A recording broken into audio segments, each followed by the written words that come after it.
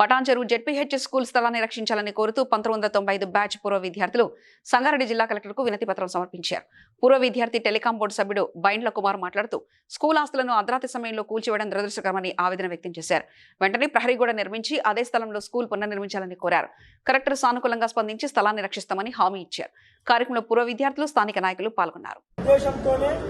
పూర్వ విద్యార్థులమైన మేము ఈరోజు ఇక్కడికి ఇచ్చేసి 1994-95 బ్యాచ్ విద్యార్థులందరూ కలిసి ఇక్కడికి ఇచ్చేసి కలెక్టర్ గారికి వినతి పత్రం సమర్పించడం జరిగింది. కలెక్టర్ గారికి కూడా విన్నపించడం జరిగింది.